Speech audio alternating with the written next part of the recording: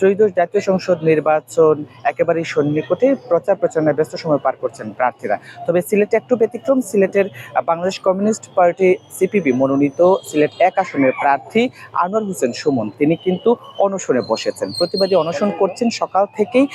তিনি যে অভিযোগগুলো তুলেছেন সেগুলো হচ্ছে প্রশাসনের পক্ষপাত দুষ্ট আচরণ এবং নির্বাচনের মাঠে লেভেল প্লেয়িং ফিল্ড না থাকার অভিযোগ তুলে তিনি কিন্তু গত কয়েকদিন আগে তিনি সংবাদ সম্মেলন করে এই অভিযোগগুলো গণমাধ্যম কর্মীদের বলেছেন এবং আজকে তিনি তার সেই ঘোষণা অনুযায়ী আজকে তিনি প্রতিবাদী অনশন করছেন। তিনি মনে করছেন এই আসনে আরও যারা প্রার্থী আছেন তাদেরকে একটু বেশি সুবিধা দেওয়া হচ্ছে এবং এই আনোয়ার হোসেন মিসবা যিনি সিপিবি মনোনীত প্রার্থী তিনি মনে করছেন তার প্রতি বৈষম্য করা হচ্ছে, লেভেল প্লেইং ফিল্ড নেই, বিভিন্ন সুযোগ সুবিধা থেকে প্রশাসন বঞ্চিত করছেন, এমন অভিযোগ আসলে তিনি তুলেছেন।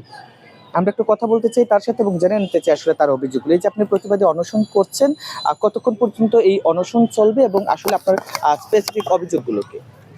আমাদের এই অনশন চলতে থাকবে যতক্ষণ পর্যন্ত না প্রশাসনের পক্ষ থেকে আমাদেরকে আশ্বস্ত করা হয় যে একটা লেভেল প্লেইং ফিল্ড ক্রিয়েট করা হবে। কারণ আমরা ইতিমধ্যে গত বৃহস্পতিবার প্রশাসনের সাথে রিটার্নিং অফিসারের সাথে সাক্ষাৎ করতে গিয়েছিলাম। 1 ঘন্টা উনি বসিয়ে রেখেছেন, আমাদেরকে বাইরে রেখে জামাতের সাথে 1 ঘন্টা বৈঠক করেছেন। কিন্তু জামাতের সাথে বৈঠক করার পরে ওনারা আমাকে সাক্ষাৎ না দিয়ে উনি অফিস থেকে বের হয়ে যান এবং আসলে ওনারা আমাদের সাথে বসতে চান না। ওনারা চান 2টা রাজনৈতিক দলের মধ্যেই সমস্ত নির্বাচনটা হোক। আমরা যে অন্য আরো 6 জন প্রার্থী আছি, এইসব ক্ষেত্রে আমাদের যে প্রচারণা সেই ক্ষেত্রে আমরা দেখেছি যে 2 জনকে বিশেষ সুবিধা দেওয়া হচ্ছে। সিলেটের প্রচারণা আমি সুনির্দিষ্ট 4টা অভিযোগ করেছিলাম। একটা অভিযোগ ছিল প্রতিটা কেন্দ্রে প্রতিটা ওয়ার্ডে একটার বেশি বিলবোর্ড লাগানোর কোনো বিধান নাই, কিন্তু 2টি রাজনৈতিক দলের প্রতিদ্বন্দ্বী প্রার্থী প্রায় 20 থেকে 25টি করে বিলবোর্ড লাগাচ্ছেন এবং টোটাল 2 থেকে 300 বিলবোর্ড ওনাদের আছে, যেটা আসলে বৃষ্টি হওয়ার কথা। এর বাইরে ওনারা ওই যে সিএনজিতে কালার ব্যানার পোস্টার লাগাচ্ছেন, এটা প্রায় 10,000 সিএনজিতে সিলেটে ঘুরতেছে, যেগুলোতে ওনার কালার পোস্টার রয়েছে এবং কুটিতে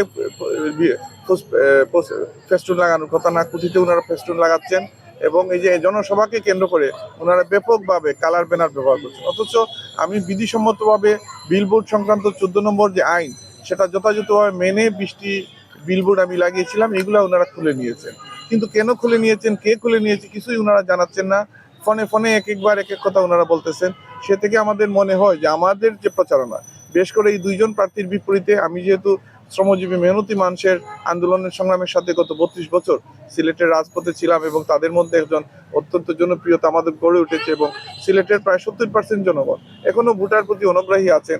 তারা এখন আশঙ্কাধীন আছেন যে এই ভোটটা আসলে ফ্রি অ্যান্ড ফেয়ারলি হবে কিনা। এই সব ভোটারদের মধ্যে আমার একটা ব্যাপক জনপ্রিয়তা আছে। ওনারা যদি ভোট কেন্দ্রে আসেন হয়তো আমাকে ভোট দেবেন এবং তারা আমার বিলবোর্ড, আমার প্রচারণা, আমার বক্তব্য এইগুলায় ওনারা আকৃষ্ট হচ্ছে। এইগুলার কারণে ওনারা চান না 2 জনের বাইরে 3য় ব্যক্তি প্রতিদ্বন্দ্বিতায় চলে আসুক। এই কারণে আমাকে পিছিয়ে রাখার জন্যই নির্বাচনী ক্ষেত্রে লেভেল প্লেইং ফিল্ডটা বিঘ্নিত করছেন। আমরা আশা করতেছি অবিলম্বে এই ক্ষেত্রে ওনারা কোনো উদ্যোগ নিয়ে এবং লেভেল প্লেইং ফিল্ড সৃষ্টি করতে ওনারা ভূমিকা নেবেন। না নেওয়ার আগ পর্যন্ত আমাদের এই অনশন চলতে থাকবে।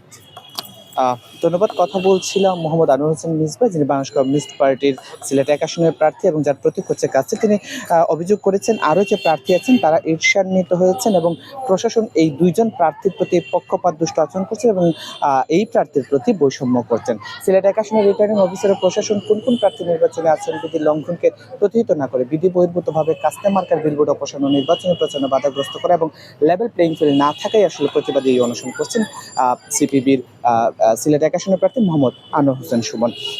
তিনি বলছিলেন যে আসলে তিনি মনে করছেন সিলেট 1 আসনে আরও যে 2 প্রার্থী আছেন সেই 2 প্রার্থীর সাথে যাতে প্রতিদ্বন্দ্বিতা না করতে পারে এই জন্য তার প্রতি এই বৈষম্য করা হচ্ছে, এমনটাই বলছেন। এবং তিনি বলছেন যতক্ষণ পর্যন্ত প্রশাসনের পক্ষ থেকে আশানুরূপ কোনো আশ্বাস না পাচ্ছেন ততক্ষণ পর্যন্ত এই প্রতিবাদী অনশন চলবে।